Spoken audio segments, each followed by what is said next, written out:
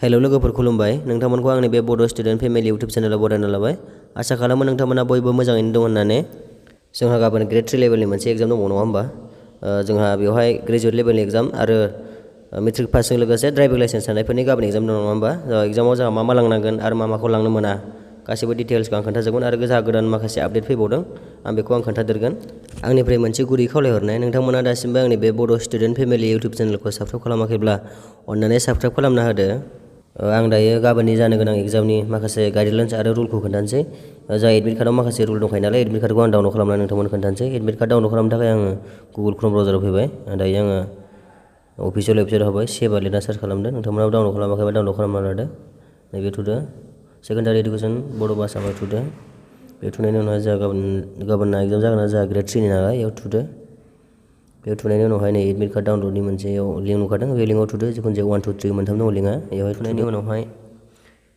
Application number आरो पासवर्डखौ होनानै login खालामनांसिगोन दायो आंनि एप्लिकेसन आरो पासवर्डखौ होनोसै नोंथाङा एप्लिकेसन नाम्बार आरो पासवर्डखौ बावबायब्ला फरगटआव थुनानै रिकभार खालामफिननो हागोन फरगटआव थुनायनि उनाव मबाइल नाम्बार आरो डेट अफ बार्थ जाय मबाइल नाम्बारखौ नोंथाङा बे एप्लाइ खालामनायाव होदोंमोन बे मबाइल नाम्बारखौ होदो डेट अफ बार्थखौ होनानै फरगट खालामनो हागोन आरो दायो आं आंनि एप्लिकेसन नाम्बार आरो पासवर्डखौ होनानै लगिन खालामनोसै दायो आंनि एप्लिकेसन नाम्बार आरो पासवर्डखौ होबाय बेखौ होनायनि उनावहाय बेबायदि इन्टारफेस फैबाय बेबायदि फैयोब्ला नोंथाङा फाइलाव सेभ खालामना लानांगोन दायो लेटारखौ जाहायो साइजखौहाय सेलेक्ट खालामनानै आं A4 साइजआव होबाय A4 साइज जानांगौ नालाय एडमिटआ दायो आं नैबे PDF नुदोंना नैबे PDFआव थुनानै नोंथाङा बबे फोल्डाराव दोननानै लाबानो जाबाय आं आंनि जिखुनु जाया मोनसे फोल्डाराव दोनबाय एडमिट कार्डआ बे नोंथांनि बे फाइल मेनेजाराव सेभ थाहैबाय आरो नोंथांनि फाइलावहाय आं बेखौ दा फाइलाव थांनानै नोंथांमोननो एग्जामनि रुलफोरखौ आं खोन्थानोसै नोंथांमोना नायलांबाय थाबानो जाबाय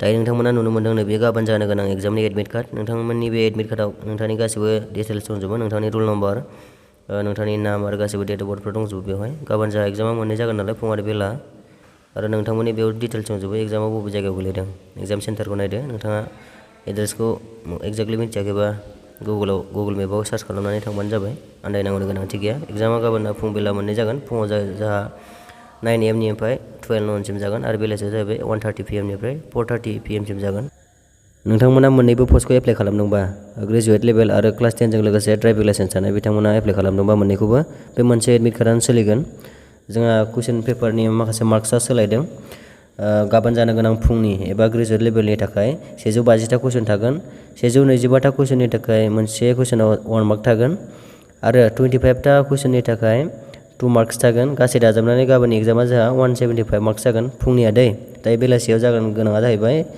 क्लास 10 लेभेल एबा ड्राइभिं लाइसेन्स थानाय बिथांमोननिया 150टा कुइसन थागोन 150टा कुइसनावहाय 1 मार्क थागोन गासै 150 मार्क्स जागोन आरो टटेल 150 मार्क्स नोंथांमोना माखासे डिटेल्सखौ गाहायाव खोन्थालांसै आं जोंहा एडमिट कार्डआव गोबां रुलफोर होनाय दङ बेनि गेजेराव आं इम्परटेन्टखौ खोन्थालांसै जोंहा रमान 1आवहाय दङ रावबो केन्डिडेटआ एडमिट कार्ड गैयाजासे आनजाद हलाव जिरायनो मोननाय नङा जोंहा एडमिट कार्ड गैयाबा एग्जाम लिरनो मोननाय नङा बावनानै थाङाबाबो नोंथांमोना लिरनो मोननाय नङा ओंखायनो लांफाथारबानो जाबाय आरो मबाइलफोराव देखायबाबो जानाय नङा आरो एडमिटखौ जाहाथे मबाइलखौथ' लानो मोनखाया नालाय नोंथांमोना ओंखायनो एडमिट कार्डखौ लांथारबानो जाबाय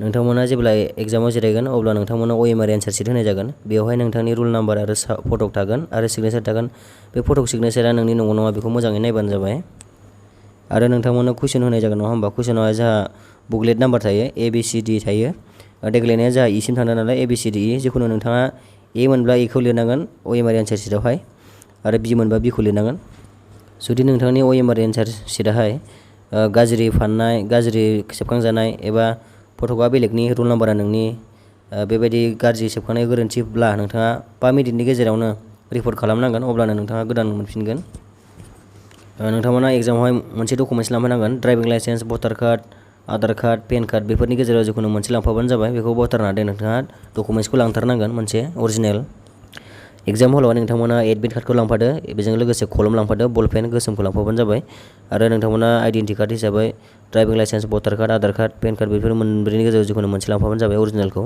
आरो जोंहा क्रेडिट कार्ड डेबिट कार्ड बेखौ लांनो मोनगोन ATM कार्डफोरखौ नोंथांमोना लांफानो मोनगोन एग्जाम हल सिङावहाय आरो नोंथांमोना फैसा लांफानो मोनगोन बेबो नोंथांमोना खुस्रा थाइसे थाइनैखौ लांफानो मोननाय नङा बिलाइखौ लांफानो मोनगोन बेबो 500फोरनि गाहाय जानांगोन बांद्राय बुरजाबा जानाय नङा बेखौ नोंथांमोना एग्जाम हलाव लांनो मोनगोन आरो नोंथांमोना एग्जाम हल सिङावहाय लेखा बिलाइ मबाइल फन केलकुलेटर आरो इलेक्ट्रनिक डिभाइसफोरखौ लांफानो मोननाय नङा बेफोरखौ लांफानानै बोरैबाफोर एग्जाम हल सिङाव हमजायोब्ला नोंथांमोना डिसक्वालिफाइड जागोन, एग्जामखौ आरो होनो मोननाय नङा। जोंहा एग्जाम हल सिङावबो दै लोंनायनिबो सुबिदा थाखागोन। नोंथाङा जुदि दै बथल लांफानो गोसोब्ला लांफानो हागोन, नाथाय बथला ट्रेन्सपेरेन्ट जानांगोन, स्रां स्रां नुनाय जानांगोन, लेबेलफोर होनाय जानांनाय नङा। नोंथांमोना स्रां स्रां नुनायबा बेखौ लांफानो हागोन आरो। जोंहाथ' एग्जाम लिरनो थांबा मबाइल, बाइक, बेगफोर लांफागोन नङा होमबा? बेफोरखौ जोंहा बाहेरायाव दोननांगोन, एग्जाम हलनि बाहेरायावहाय। नोंथांमोना गासिखौबो रिक्स लानानै दोननांगोन। थ' एग्जाम हला बेखौ जेबो रिक्स लानाय नङा, बेखायनो नोंथांमोना मोजाङैनो दोनबानो जाबाय बेफोरखौ। OMR एन्सार सिटआवहाय मोनसेल' नोंथांमोना एन्सार होनांगोन, मोनसेल' गांगाथफा बायदि गल सार्कोल बोबानो जाबाय। जोंहा मोनसे कुइसननि थाखाय मोनब्रै अपसन थागोन, एन्साराहाय ABCD थागोन। बेनि गेजेराव नोंथांमोना मोनसेल' थार फिननायखौ सायख'नांगोन। बेखौ सायख'नानै ए जायोबा ए, बि जायोबा बिखौ गल सार्कोल बोबानो जाबाय नोंथांमोना एग्जाम हल सिङावहाय जेबो एक्सट्रा पेपार लांफानो मोननाय नङा। बेखायनो नोंथांमोना मेथ्स बानायनो गोसोबा बे कुइसन पेपारावनो एक्सट्रा वर्क थाखागोन, बेवहाय नोंथांमोना मेथ्सफोरखौ बानायनो हागोन। बेयावनो एक्सट्रा नोंथांमोना सिट मोनगोन, बेवहायनो मेथ्सफोरखौ खालामनो हागोन नोंथांमोना। जोंहा गासिबो कुइसननि थाखाय नेगेटिभ मार्क दं दै, नोंथांमोना थाल लाबानो जाबाय। जोंहा कुइसन मोनसेयावहाय 1 नाम्बारनिबो दङ आरो मोनसे कुइसनाव 2 नाम्बारबो दं नालाय। जोंहा मोनसे कुइसनाव 1 नाम्बारनि थाखाय 0.25 दानगोन, माने मोनब्रै कुइसननि एन्सारा जायाब्लाथाय 1 नाम्बार दानगोन, 1 मार्क।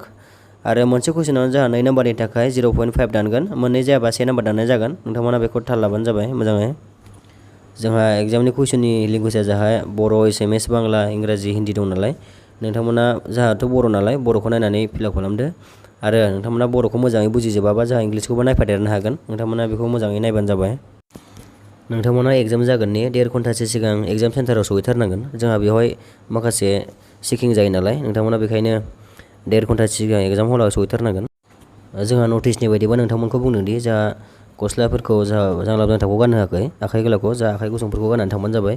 आरो नोंथांमोनखौ जुथा गाननो होनाय जानाय नङा, जोंहा सेन्देल गाननानै थांनो खोन्थादों आरो गोदान नटिस ओंखारनाया बेनो।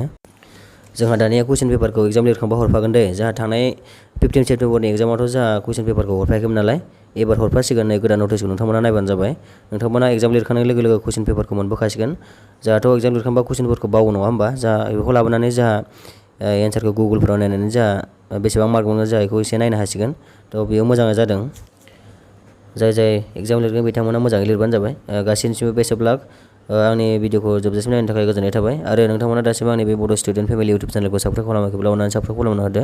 भिडिअखौ जोबजासिम नायनायनि थाखाय गोजोननाय थाबाय। Thank you.